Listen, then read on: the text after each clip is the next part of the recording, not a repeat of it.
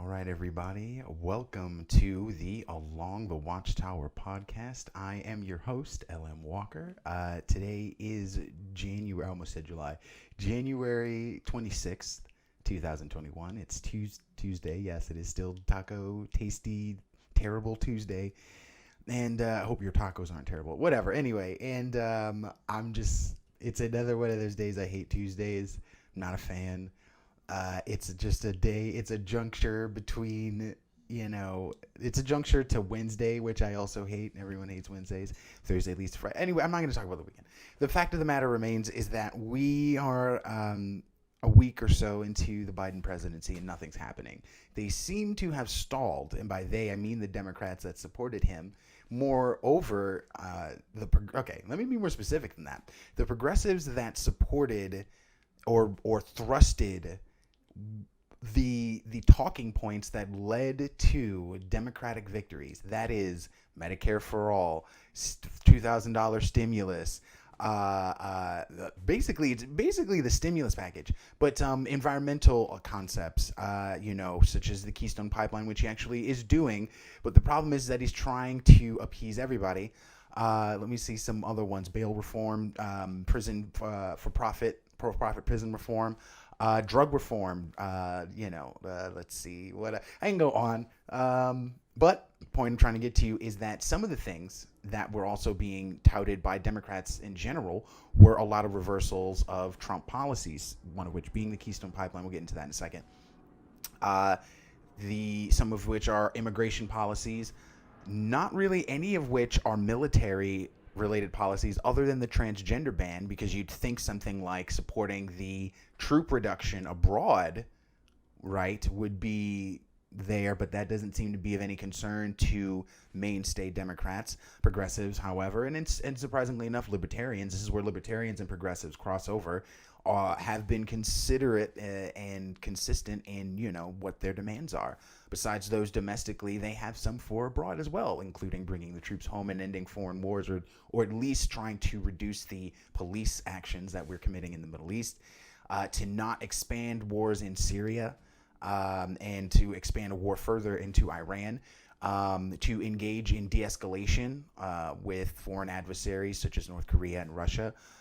So his renegotiation, his by being Biden's, renegotiation of the STAR Treaty is a good thing. Like, there are some moves in the right direction-ish, but the problem is like the Iranian treaty needs to be renegotiated. People are like, oh, we need to get back into it because, we didn't have any, not investigators. Well, they are called investigators. We didn't have any nuclear investigators there to go and appraise the site and make sure that things are up to point. Well, the problem is, and I actually remember this, back before I was more organized, we'll say, than I am now, I used to write things on my walls.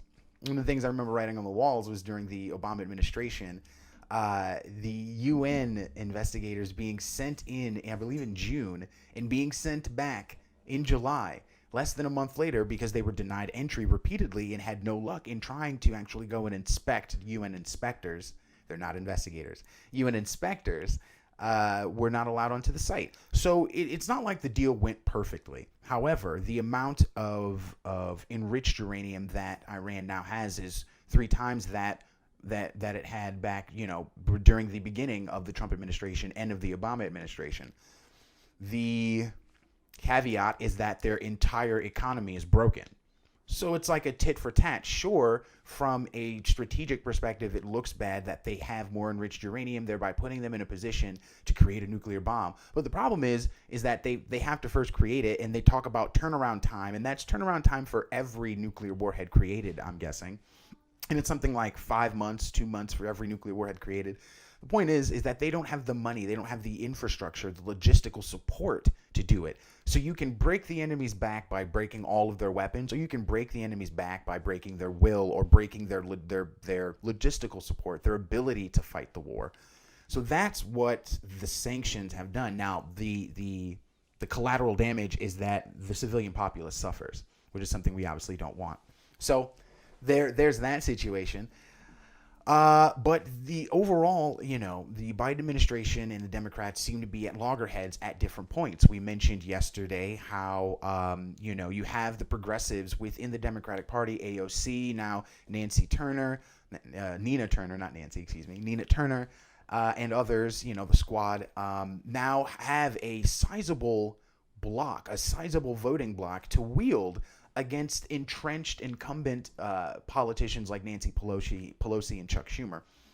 Okay, so although force the vote didn't work, it's still being carried. And actually, I forgot to look at it, but apparently Nina Turner has joined the fray here in being a proponent of forcing a vote on the floor for Medicare for all that won't pass, but at least we will have a straight ledger of who is so much of a who's to so much a carrier, of the flag of austerity, the position of deficit hawkery that they will deny during a pandemic medical support for everyone. We can at least get that on the ledger, get names on the books, and we know who to target.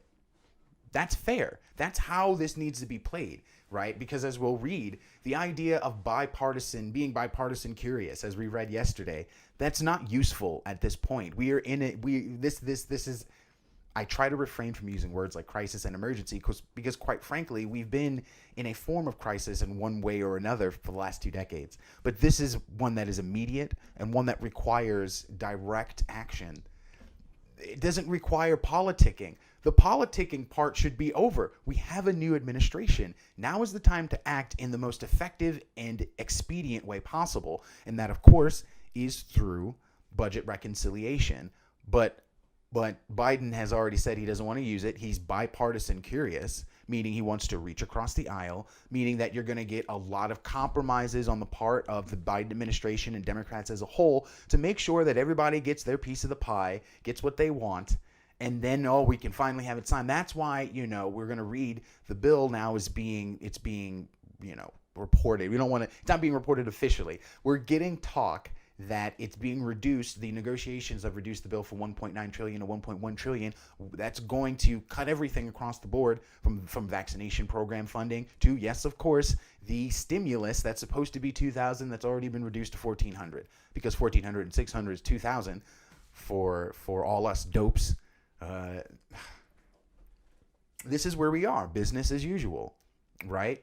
We no longer could tolerate the intolerable, pompous, megalomaniacal narcissism of Donald J. Trump. Fine. But now we have this stymied, stalemated, archaic system, rearing its ugly head, where everyone who's entrenched and really just deflowered by corporate interest and lobbying money gets to seize control and do as they will. Damned if we do, damned if we don't. So here we go. Their negotiation will last for weeks. This is why they're talking about it not being, you're not going to be able to see a stimulus till probably March. And yeah. So with that said, let's get into more news. Yay. Please like, share, and subscribe if you like what I'm doing. Trying to get better all the time. I actually did some EQ work. Yeah, so I hope the sound is better. Probably isn't. But, we're always going to work on it. Trying to get this nano leaf. You see this? It's this lighting in the background. I'm hoping that's not too irritating. You got to get the pulses timed correctly so it's not too distracting. But it is intriguing to the eye. Get some eye visuals. Yeah. So anyway, I'm having a blast. I like being able to convey myself, to be able to construct an opinion, express how it is. And if you like it, good. And if you don't, that's cool too. And if you want to express yourself to me, that's also welcome. If you can comment. You can always find the comments in each and every video.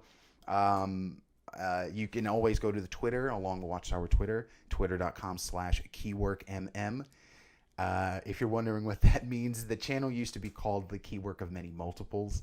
And that just kind of depicts the sort of multifaceted view that I have of the world and of existence. When I first started, I kind of delved into, like UFOs and things like that with the monoliths, which obviously weren't UFOs, but I was just intrigued by the mystery and the awe that it inspired. That was back when I don't want to say things were good. It's like there were time things were ever good, but at least there was more. There was other things we were talking about. But now this is happening. We have to get back here. But one of these days, I wanted to try and redevelop that aspect of the show. We used to initially talk about little Mashable, little tech news, which we actually have.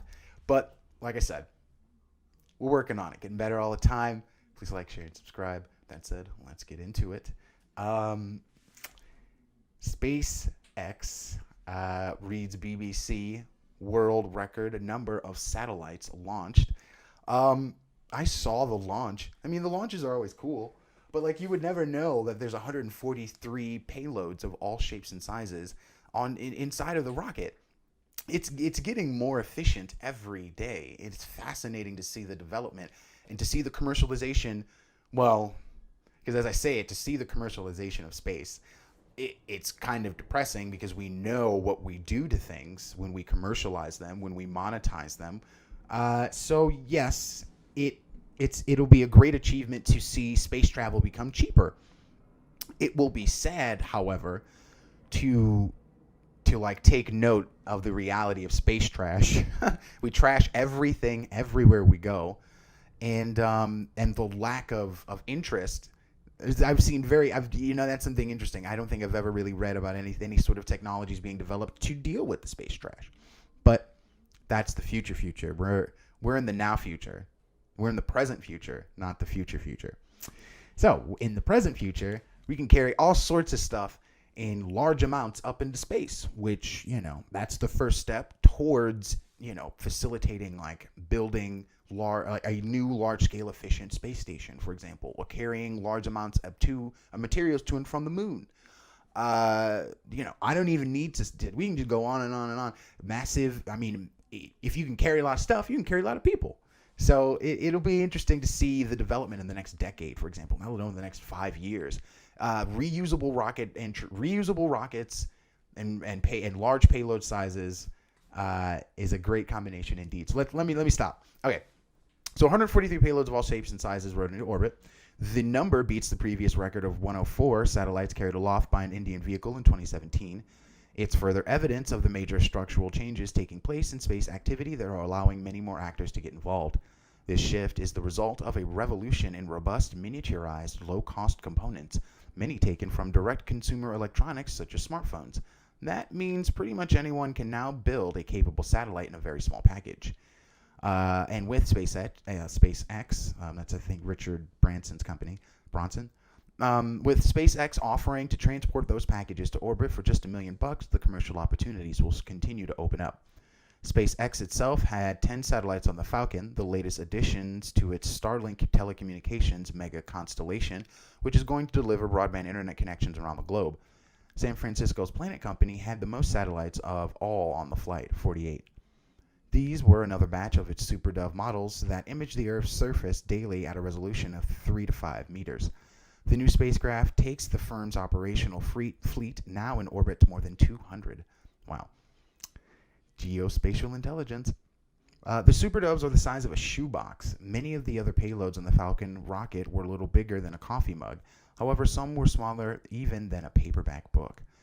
Swarm Technologies is rolling out what it calls the Space Bees. They're just 10 centimeters by 10 centimeters by 2.5 centimeters. Jeez. They'll act as telecommunications nodes to connect devices that are attached to all manner of objects on the ground, from migrating animals to shipping containers. Something 10 centimeters in space, in like Earth's orbit, can monitor you. Fascinating. Oh. No, it's actually scary when now that I think about it. Because what if you needed to destroy something like that? I mean, from a military perspective, how do you target something that small? Well, I mean, because it works both ways. Anyway, some of the larger items on the Falcon rocket were suitcase size. Among these were several radar satellites. Radar has been one of the major beneficiaries of the revolution in componentry.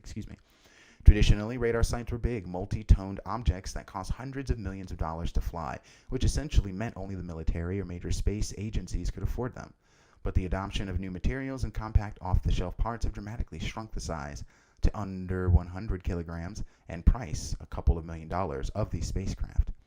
It's like me. I was just talking about this the other day, actually, with technology.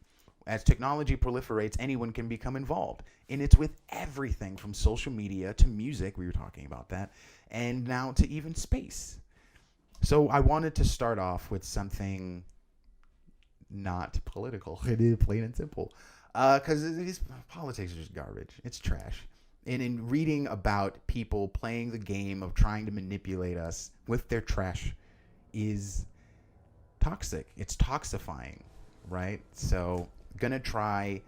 I either have to expand the show, which costs more money, or talk faster. I don't know. I talk fast enough. I gotta slow it down. But we'll figure it out. We always do. But moving on, Stars and Stripes reads, U.S. government takes action to stop American troops from having income taxed in Germany. So the German base in Berlin is taxing government troops. And I just wanted to highlight this because apparently they're as part of the UN standing agreement that they've had for decades now, decades and decades, longer than I think I've been alive. It just wanted to highlight the disdain that's being shown for America abroad for reasons that I suppose are debatable, maybe. But it's sad. It's really sad. Seattle interim police chief announces tougher policy on protest vandalism. So there seems to have been, right, now that we have I don't want to say Democrat, a Democrat administration, a Democrat president, because there is a Democratic Party and then there's the Democrat Party. Actually, let me double check that. Democratic Party. I believe there's a Democratic Party and then a Democrat Party. No, it's okay. They're the same thing. Okay. So now that we have a Democratic president, let me get into terminology because we live in technically a democratic republic. I digress, right? Just like there's an independent party and an independent party and then an independent voter. Anyway, now that we have a Democratic president, what we're seeing is a sort of reprieve from the severity of the lockdowns that we've been experiencing. We're seeing restaurants open up in certain states. We're seeing storefronts open up. We're seeing let's call it what it is.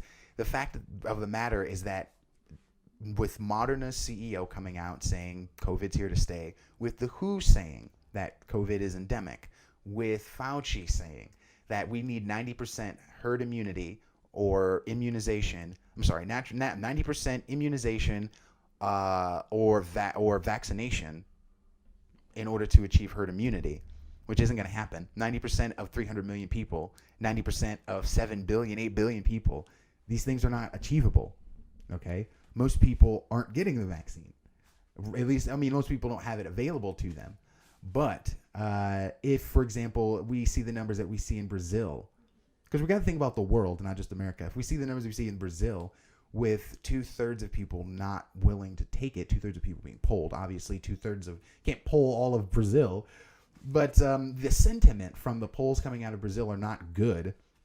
And we see the FDA participating in a sort of, I don't want to say propaganda campaign, but what's the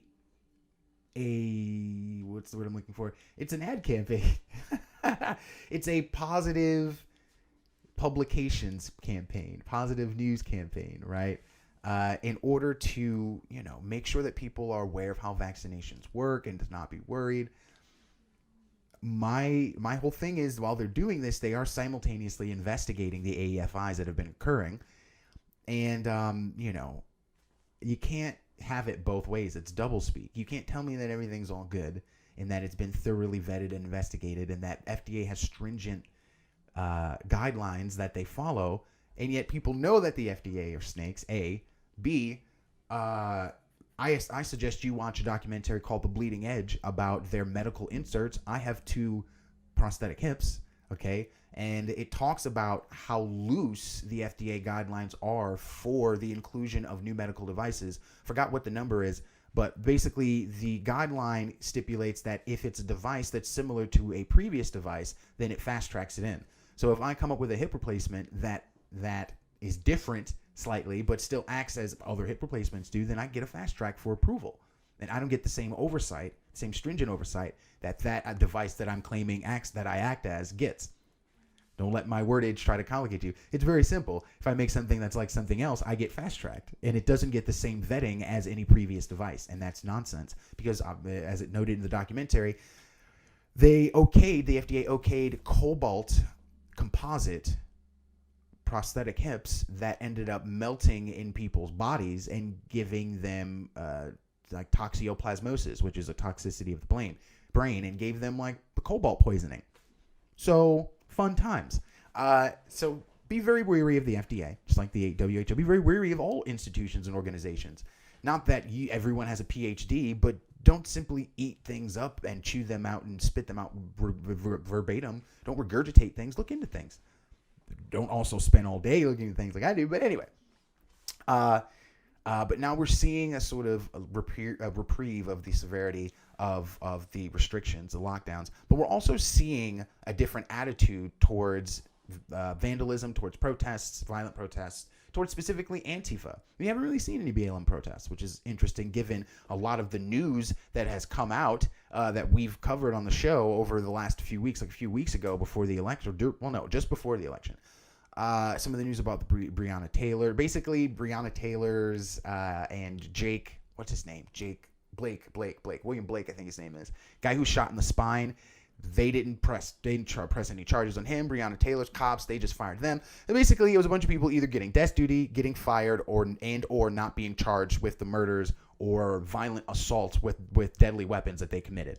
You know, none of these people. That's the headline. Spoiler alert: none of these fucking people got served up the book. You know what I mean? Got thrown in the fucking jail like they were supposed to. Spoiler. But be that as it may, no reaction from that, unfortunately, because this shit was all buried. What a surprise. Now we have a Democratic president, and he's put in the boot. Not him specifically, but Democratic mayors and governors of cities and states are putting the boot to Antifa. We're seeing this in Portland, right? They're not tolerating Portland. I'm sorry, not tolerating Antifa. They're not, Seattle. Oh, don't get me on a tangent. Already on a tangent anyway. But let's finally get to this reading. Seattle interim police chief announces tougher policy on protest vandalism. This was authored via the Epic Times, so this is not a Zero Hedge article, thankfully. Seattle police will get tougher on people who vandalize and destroy property during protest, says the interim police chief. And he's the interim, so the new police chief might not give a damn. But this guy currently is like, nah. On January 20th, people dressed in black were seen marching into the iconic Pike Place Market, with video from the aftermath showing broken windows at a Starbucks. A group of black-clad activists marched along the street carrying a tattered American flag upside down with the anarchy sign spray-painted on it and kicked over garbage cans. Man, let me kick you with this garbage can. Seattle police posted photos of the aftermath of the riots and showed multiple vandalized shops and buildings. At least nobody was hurt. The department said at the time the police had arrested one person for property damage, a woman for assault, and a man for burglary. The activists are alleged to be members of anarcho-communist group Antifa and other far-left groups. These extremists have taken advantage of a number of peaceful protests, calling for police reform. You know what's funny? Oh, I have to resist the urge to go on another tangent, because at least the Epic Times is notable for being pretty authentic, at least as far as I'm concerned, as far as I've read. Gotta love those infographics. They at least have tried to break down, for example, Operation Hurricane. Oh my God, I keep forgetting what the name. They had a ridiculous name. It sounds like an action movie from the 80s.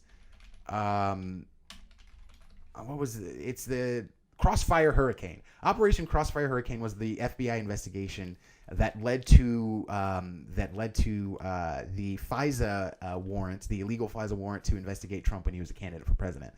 And Epic Times were the only ones that broke down like the Peter Strzok texts and just broke down everything. Carter Page and Christopher Steele broke down the whole thing. And I've always given them credit for that, because instead of taking a bias and activist standpoint as a journalist, activist journalism, they stood and just tried to expose the nakedness of the situation as it was. And so yet again, it's like they point out, Antifa has been at these protests. Then we've seen video that were peaceful, are peaceful, and have instigated, antagonized, and all around provocateured or conducted violence. So to continue, these extremists have taken advantage of a number of peaceful protests, calling for police reform by creating a scene of civil unrest, engaging in violence, lighting fires, looting, damaging property over the summer. Many law enforcement officers were injured during these operations to quell the violence and protect public safety. Diaz told reporters during a conference that he was not sure what the rioters were fighting for, adding that he did not believe violent protesters and vandals are promoting a cause. The Seattle... so the events of breaking windows at a variety of different locations happened with no meaning, said Diaz. There was no discussion about what they were fighting for, what type of social justice message. That cannot happen. That level of direct action cannot occur, and we're going to immediately address those issues. Good. It's unfortunate that, this sort of hypocrisy has to occur where now that power has changed hands, now we're going to crack down. Before, DAs weren't touching them. We saw the BLM activist at the Capitol Hill riot. He was let go. DAs wouldn't touch Antifa. But now they're going to crack. Okay. All right. Well, better late than never, I guess. Anyway, we're going to have to move on as usual. Wall Street Journal opinion. So I only got a piece because I'm not paying for the Wall Street Journal because it's not worth it. Senate filibuster showdown. Democrats are eager to get rolling on their priorities, and the multi-trillion-dollar question is whether they'll blow up the Senate legislative filibuster to pass a progressive agenda with 51 votes. This procedural radicalism won't be the political winner the party imagines. I'll get to that. Democratic leader Schumer and Republican Mitch McConnell have been working on a deal to share power between the 50-50, with Kamala Harris breaking ties. And that's it. So what's happening right now is that Mitch basically is levying sort of impeachment against the power sharing, against the Democrats, and the possibility of them using budget reconciliation to just steamroll over the Republicans. Otherwise, they'll need 17 votes for for anything. Okay, so the whole thing is that Mitch now is levying. It seems like from behind the scenes, he's levying impeachment in the Senate, even though Chucky is the one that, here's the whole thing. Even though Chuck is the one that would bring it to the Senate floor, from what I can tell, it would be Mitch McConnell within the Republican Party to rally enough Republicans behind it to get it onto the floor, to which they can then get it passed and then try to convict him. And so the whole thing is he doesn't want the opportunity to filibuster anything that the Democrats put forth on the floor if they go for this bipartisan nonsense, right, to be able to not be filibustered. He wants the filibuster opportunity to still be there. The filibuster is the ability to inexhaustibly argue a bill. You can argue it as long as you can stand. I think the longest filibuster was like 20 hours long or something. This is something obscene. How do you stand there and argue against something for 20 hours with no rebuttal? You're arguing your point for 20 hours. You're talking at people. Anyway. It's like I can imagine doing 2 hours, maybe 3 hours doing this, but you can't do it for 20 hours. You'd have to have the largest jug of water known to mankind. Anyway, all right.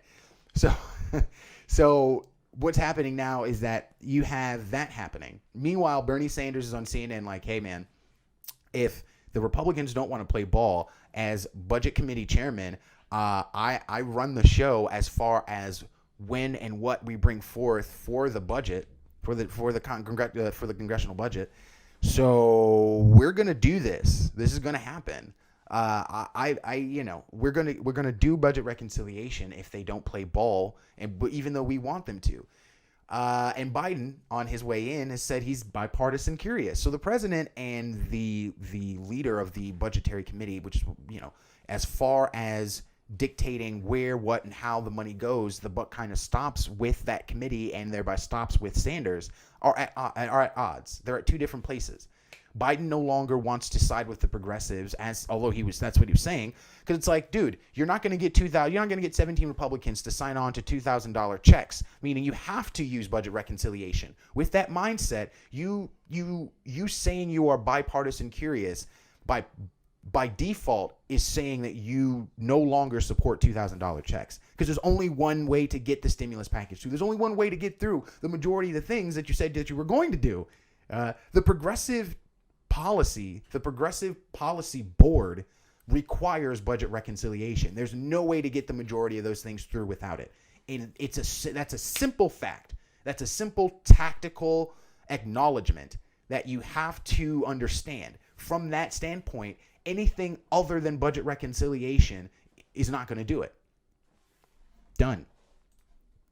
That said, because you have people within the Democratic Party themselves, like King Manchin of West Virginia, the brokest state in the union, and that's exactly how I'm going to announce him every time I talk about the asshole, arguing against $2,000 checks for his own people. Did I mention he's the senator from the brokest state in the union? All right. So, that said, did Biden temporarily freeze Trump rule allowing insulin EpiPen prices to decrease? So what happened is that the Trump administration attempted to lower the prices of drugs. They signed an executive order and then needed to implement it over a course of several years, presumably over the course of the next presidency. If you recall, I forgot the name of the guy, but he drove the price of EpiPen. I think it was I know there's a vast difference, either EpiPen or the price of HIV/AIDS drugs. Drove it up 600%. So the obscenity. Oh, and not to mention, and actually we read it on the show, companies like Pfizer, who's also producing our COVID vaccination, raised the prices. A series of drug companies, several of which were part of Operation Warp Speed, which was the government project to develop a fast vaccination for COVID, raised their drug prices. And you can't say, well, they raised their drug prices because it costs to research and develop things, because Operation Warp Speed paid them. Not only it paid them to research and develop it, it paid them to buy the same product that it paid to research and develop. Because we're nice like that. Capitalism and all. Anyway, good old Snopes, not really a fan. In the first days of his 2021 term, U.S. President Joe Biden temporarily froze a federal rule initiated by former Donald Trump, aimed at lowering insulin and EpiPen prices. This is true. In the first few days of his presidency, he was quick to issue nearly a dozen executive orders, 17 to be precise, aimed at reversing many of the policies of the former president, from rejoining the World Health Organization to recommitting the U.S. to the Paris Climate Accord. Let's see if we can make China and India and Russia pay the way they're supposed to. And as the 46th president took pen and paper, why are they writing this like a narrated story? The freeze is temporary. Headlines run by blah, blah, blah. Made the freeze appear to be permanent. Okay, so Assistant to the President and Chief of Staff Ronald Klain announced that any rules published in the Federal Register that had not yet taken effect would be postponed for the following 60 days to allow the new administration the opportunity to review any questions of fact, law, and policy the rules may arise. So, wait a minute. So the law... Wait. Okay, I got you. So the freeze is temporary. The freeze is the new... Okay, I got you. So it's only a freeze for 60 days. But if after the 60 days, they feel as though they can... I don't want to say get away with this. They feel as though it's the appropriate direction to take. They can take it. And they will take it. So at the time of writing, the Biden administration has not commented on whether it intends to pass Trump's previous executive order into law. According to a statement issued by the Health and Human Services, the freeze will be in place until March 22nd, 2021. And then they'll see. So we'll see. We'll see if they find by March, by the time that we're supposed to actually have the civilian populace receive the COVID vaccination, if they feel like lowering drug prices, pharmaceutical drug prices, is something that's important. Let that sink in. They'll think about it. They got to think about it. Anyway, The Trump administration left sounds like an opinion piece. What's ended up happening is that the Keystone Pipeline deal has been revoked, and like that's thousands of jobs, and I understand that. But there's also the environment to consider, and I understand that. And apparently, they're native burial grounds. I understand all of this. It's a multifaceted thing. The thing that I'm talking about mainly are campaign promises and politics as usual, right? Oh, and I should have brought up the videos side by side, but I hate doing that. I hate playing YouTube videos in the middle of the damn podcast. Anyway, because I'm not there yet. It's not easy to do. But anyway, what it is that I was watching videos because I was watching Jimmy Dore, and then I was watching Ryzen, I was watching Tim Pool. I hit them all. So what ended up happening is that they're obviously pointing out, because people are pointing out and are inflamed on Twitter, especially environmentalists and union. Well, environmentalists are angry and union workers are angry. All right. And everyone's angry, even though, like I said, the Democrats are trying to please everybody, which doesn't work. And so they're getting really nothing too much done. In terms of the Keystone Pipeline, however, fracking.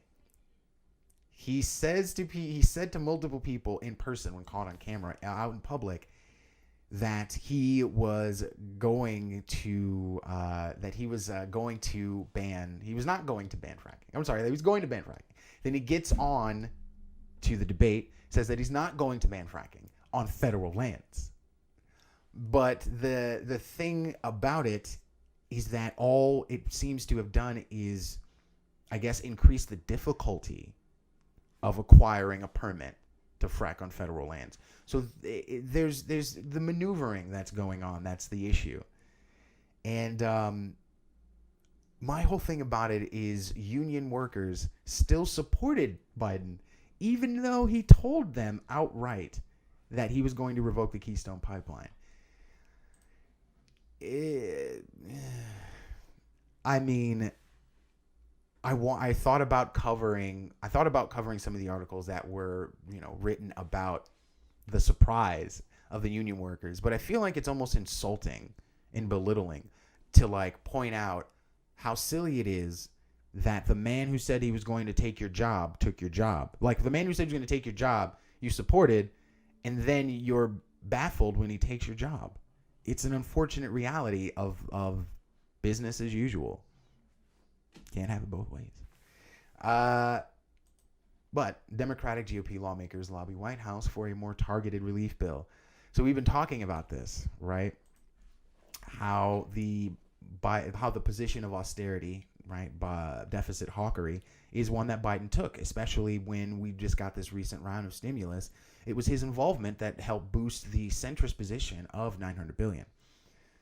So what's ended up happening is that, I mean, does this have anything to do with the market, right? Or what does this have to do with anything?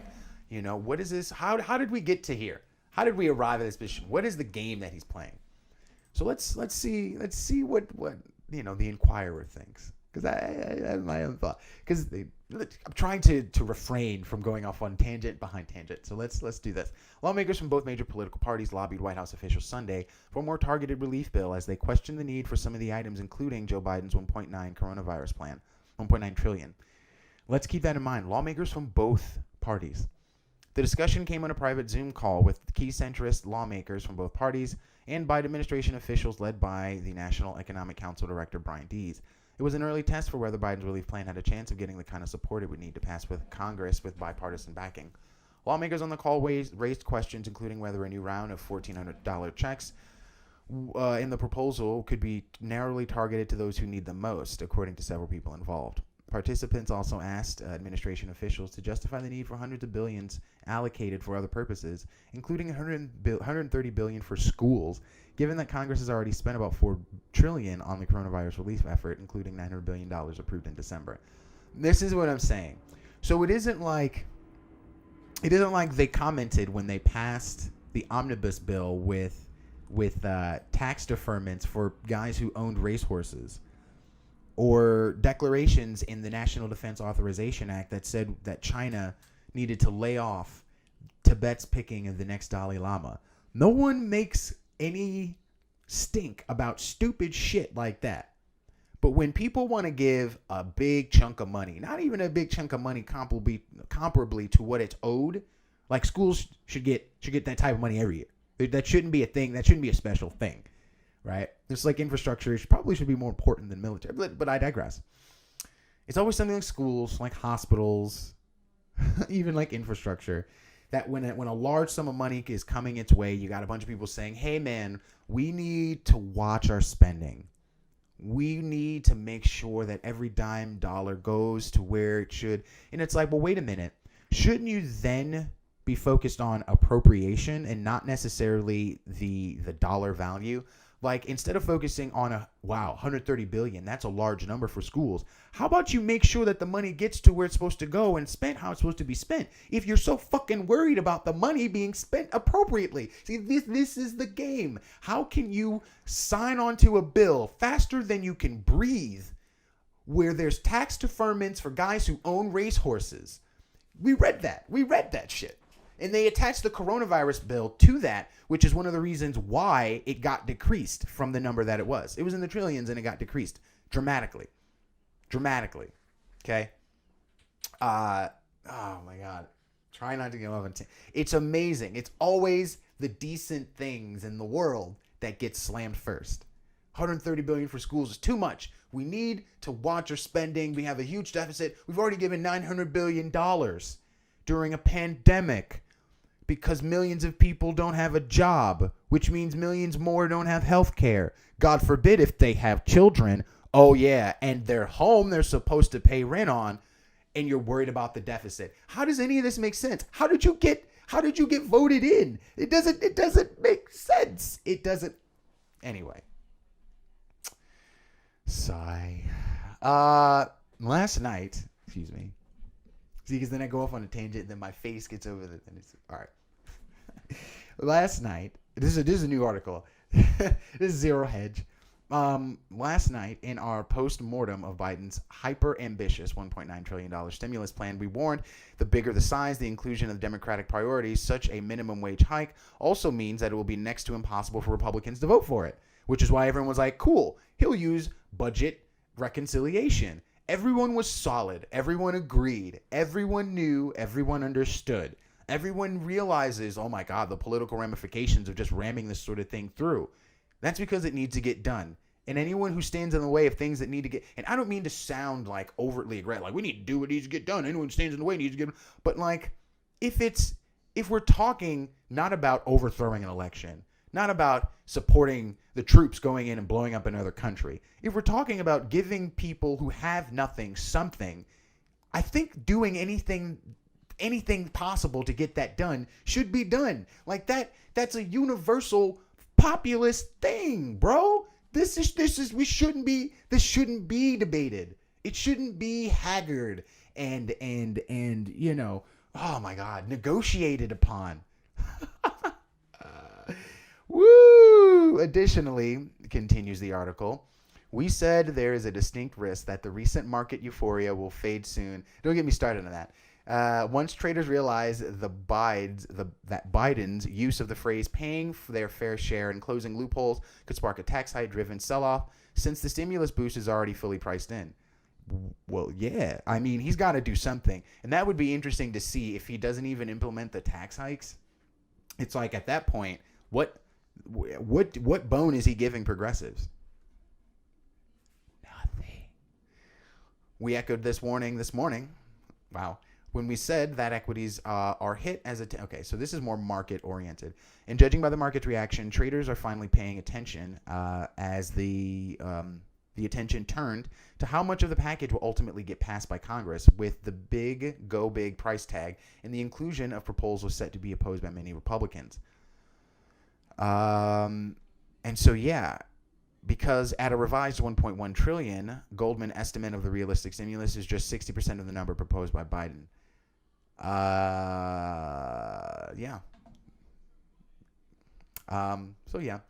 So Bernie Sanders, back on, I think, last Tuesday, this is what I was saying. He was saying, hey, we are just going to use budget reconciliation, and this is the agenda that the Democrats should push through. The headlines, this is by Bernie Sanders, The headlines dominating the news understandably deal with the outrageous behavior of President Donald Trump and the attempted coup he inspired at our nation's capital. Yet, yes, it was important for the House of Representatives to impeach Trump. Yes, the Senate must convict him. No president now in the future can lead an insurrection against the United States government and get away with it. But as enormously important as it is, we must not lose sight of okay, come on, man. There we go. Reconciliation. Through reconciliation. Here we go. I had to click on the full article. Through reconciliation, we must make sure that unemployment benefits during this crisis period are not taxable so that workers don't get hit with a huge tax bill they didn't expect on April 15th. Whoops. Moreover, we need to create millions of good-paying jobs by rebuilding our crumbling infrastructure, which is the only bipartisan thing that they'll get through. We must guarantee at least 12 weeks of paid family and medical leave, and the end of international embarrassment of the United States is the only high-income nation that fails to provide paid maternity leave. In order to address our dysfunctional early childhood education system, we must provide universal pre-K in every 3 and 4-year-old in the country, for every 3 and 4-year-old in the country, and greatly expand childcare. Not gonna get Republicans on board for that. And if we are to have the best educated workforce in the world, we must make public colleges and university tuition free. Not going to get Republicans on board for that. And cancel all student debt for working class Americans. Not going to get on board Republicans for that. You can't even get Biden to do an EO for 50 G's for everybody. You want to cancel all? You can't even get Democrats on board for that shit. Oh, man. And now you're not hearing an argument from me. I'm just saying, like, this is the political reality of budget reconciliation. This is the only possible way for this stuff to get through. Now, in an extraordinarily difficult moment, poll after poll has shown that the American people want the government to respond aggressively to address the crisis they face. Yes. What else did he say? During the crisis, we must provide emergency health care to all by requiring Medicare to pay for the medical bills of the uninsured and underinsured. Not going to get Republicans for that. We must fully fund COVID-19 testing, tracing, and vaccine distribution. You'll get some Republicans on board for that. At a time when a primary care healthcare system is faltering, where millions have no medical home, we must also substantially increase funding for community centers, healthcare centers, and National Health Service Corps, which provide scholarships. So back it up. Substantially increase funding for community health centers. You'll get some Republicans on board for that. More rural. No, not rural. More, very few. Because that's really iffy. No. You'll get purples. And the National Health Service Corps, which provides scholarships and forgives student debt of Medicare professionals who agree to work in underdeserved areas. You're obviously not getting Republicans for that either. And community healthcare centers are generally an urban thing, but you're seeing some urban areas, some usually blue areas, turn, or some. That's the thing. The Trump administration has made clear that people are, especially minorities, in increasing numbers, are becoming discouraged with business as usual, and so they will vote for someone who, in some ways, are ostensibly against their interests. First, we must increase the direct payments passed by Congress from $600 to $200. Most of this you're not going to get Republicans on board for, which is why he says when the Republican-controlled Senate during the George Bush and Trump administrations used reconciliation to pass trillions of dollars in tax breaks for the wealthiest people and most profitable corporations, we had to eat it. He didn't say that. They also used reconciliation to try and repeal the Affordable Care Act in 2017. Today, Democrats must use the same process to help people. Oh, so now we move to foreign policy in our last few moments here in the show. We didn't get to the COVID stuff. I told you they were using anal swabs. Beijing tests for COVID-19 using anal swabs, where the virus may survive longer because they're worried that the UK strain may be deadlier. But we're probably going to have to get to that tomorrow. We got through a big chunk today. We're doing it. But the foreign policy is going to revert back to business as usual. Don't mind the jet aircraft in the background. We're seeing a resurgence of, surprisingly enough, some Democrats even, but a resurgence of those within the Republican Party. Some Trumpers talk about, domestic and international terrorism abroad. There was two suicide bombings. Actually, I'm not sure if they're suicide bombings or two bombings in Iraq, in Baghdad, on or around the day of his inauguration, 2 days after, right? Was it 2 days after? Thursday afternoon. I think it was the day after then. Yeah, Thursday. So he was inaugurated on Wednesday. Anyway, and so there are some, like from foreignpolicy.com, who are suggesting, that are saying, wow, he really needs to wake up and re-engage in the Middle East effort to bring democracy to the region. Iraq's disappearance from Biden's agenda is a big mistake, argues Foreign Policy. Thursday morning, Baghdad witness. You know what? I'm not going to read this because I've just told you really what it is. And its basic argument is, first, Washington should not allow the extremist elements, whatever their creed, to attack U.S. interests in the country. Second, there is a battle of ideas and ideals raging in the Middle East, and the United States is part of that battle. Be it in Lebanon or Iraq, young people are pushing against sectarianism and the corruption of the nepotism that comes with it. Third, Washington must counter Iran's expansionist agenda in the region by helping Iraq regain its sovereignty. And there isn't a fourth. So what's interesting is that, Iraq has sanctioned, do they file an arrest warrant for Trump? I think they filed an arrest warrant for him. So they certainly don't like him, presuming they don't appreciate. And here's the thing. There was an attempted troop withdrawal. Where's that article? There was an attempted troop withdrawal. Here we go. U.S. completes troop drawdown level in Afghanistan and Iraq. All right. So there are now 2,500 service members in Iraq and Afghanistan. It's the lowest number of troops in Afghanistan since operations started there 20 years ago. So he didn't get to the numbers he wanted, which was 0. But he got guys back. He got guys home. And literally as this motherfucker walks out the door, Biden walks in and it's like, what's going on in Iraq? And then the next day, boom, boom. And then the next day after that, Biden administration at crossroads in Iraq, Afghanistan. And then the next day after that, the U.S. sends hundreds of troops to the Mideast after attack on embassy compound in Baghdad. So we're going back. Why do you say we're going back, Lloyd? Well, I mean, obviously, we're probably going to reinforce the position that we have in Iraq, given that they attacked an embassy. Just so happens after a president who didn't want to be there in the first place leaves and a president who doesn't mind us being there goes in.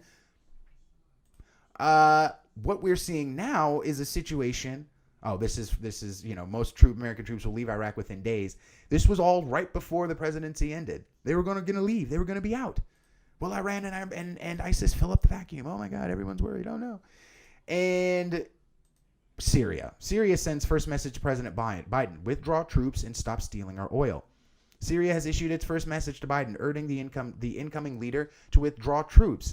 Well, wow, we really don't want that. So what happens? Russia reinforcements deploy to frontline area targeted by Turkish forces. So what do? U.S. military convoy enters northeast Syria. Just like that. Literally within 2 days, we have seen a complete 180 on our position in the Middle East. It's one of those things where it's not about like being right. It's not about vindication.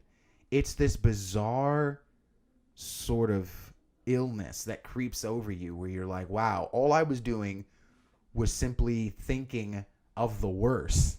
I'm not part of a think tank. And here's the thing. People who are part of think tanks are simply people. They're simply curious, thinking, educated people. But nonetheless, I'm not part of a think tank. I don't have any military experience. I'm simply a nerd who like reads military history and is interested in geopolitics and the history of, the domestic agenda, the domestic political and international agenda, political agenda of every administration really post World War II. It's like, really, you kind of need to go back to World War I. The Industrial Revolution changed how we looked at our ability to interact with the world and each other. Everything became more accessible. Things became faster, easier to make. And then the war brought all sorts of interesting technologies, cosmetics, plastics, usages for petroleum and oil, blah, blah, blah, blah. Radio, etc. So I think that covers the defense news. I mean, what really do I need to say, because the articles are from like the Gazette in J-Post foreign policy. What I'll do is I'll start tomorrow. I'll start tomorrow's post and I'll cover that, and we'll go from there. There'll probably be a litany of more, domestic news regarding the MAGA. What is it? The MAGA Patriot Party. Oh God, Creator help us all. Creator help us all. Look what has happened. And so the fracturing continues. Biden's position of austerity intensifies. He's openly called for bipartisan curiosity, as opposed to being effective in saying and getting done what he said he was going to do. And what's happening is that we're going to see in his first 100 days, right, all of this negotiating, right? March is like 90 days, right? That's about the first 100 days. The first 100 days are literally going to be spent negotiating a walked back stimulus from 1.9 tremulous, a walked back stimulus, a reduced stimulus from the 1.9 that he said and he campaigned on and was elected on, back to what we're seeing now, an estimated 1.1 by financial analysts. Yeah, we'll see. We'll cover it as it unfolds. Please like, share, and subscribe. Of course, if you like what I'm doing, whatever. Just, get involved, get engaged, become curious. And as always, above all else, be well to yourself and to each other. Take care, everybody.